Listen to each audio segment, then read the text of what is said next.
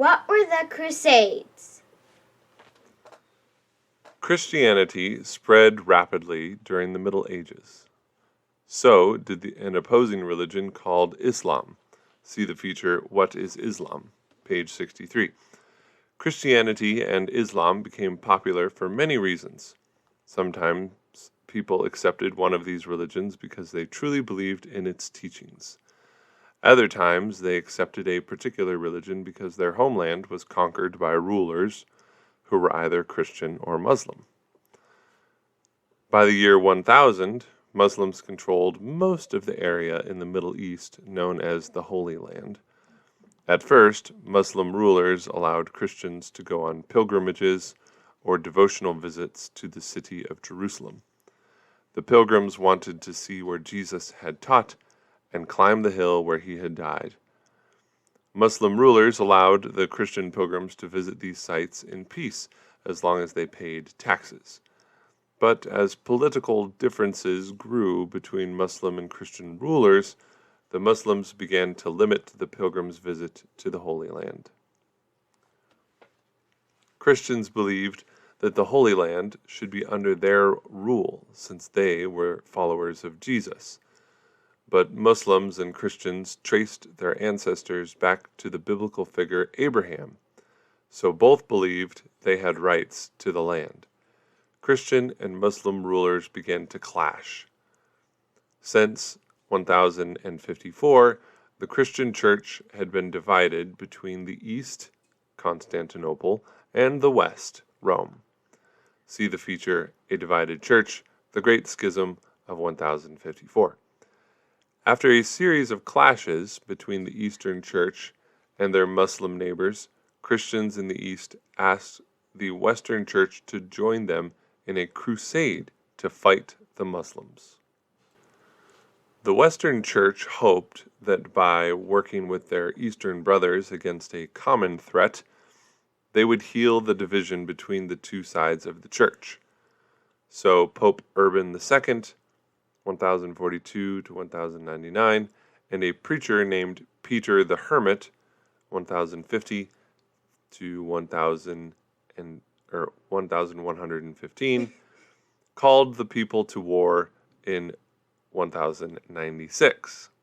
Oh wow, lots of dates. Thousands of men, women, and children volunteered to join the crusade. Some did it because they believed Jerusalem belonged to Christians. Their battle cry became, "God wills it." Others did it because the Pope told them God would forgive all their sins if they helped defeat the Muslims. That's not true.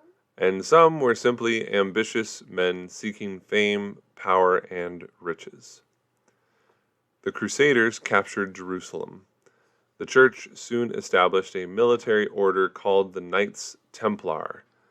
They took vows like monks and dedicated their swords to protecting pilgrims and defending the Holy Land. The Knights Hospitallers were based in a hospital in Jerusalem and vowed to care for the sick. They maintained control of the city for nearly a century, but as they fought among themselves, they gradually lost power. A key defense city, Edessa, fell to the Muslims in 1144. So, a second crusade was called, and again the people were stirred to action by a preacher. An abbot named Bernard of Clairvaux was one of many Christians who were convinced that God wanted the church to regain the Holy Land. His sermons inspired thousands of crusaders. There were Christians who opposed the Crusades. Anselm, Archbishop of Canterbury, objected to war. He argued that Christians should reason with Muslims and convert them to Christianity instead of force them out of the Holy Land. The Crusaders became even more power-hungry. Like before, they fought against each other, and the Second Crusade was a complete failure. Thousands died before they ever reached Jerusalem. But the Crusades continued. In 1189, a third crusade was led by Holy Roman Emperor Frederick Barbarossa, 1123 to 1190. King Philip Augustus, 1165 to 1223 of France, and King Richard the Lion-Hearted, 1157 to 1199 So of many England. dates. It was more successful than the previous attempt. In 1202, the Fourth Crusade was called by Pope Innocent III, 1160 to 1216, but instead of fighting against the Muslims, Crusaders from the West plundered the city of Constantinople. The Eastern Empire became weak and was eventually conquered by Muslims in 1453. 4 more crusades followed between the years of 1217 and 1270.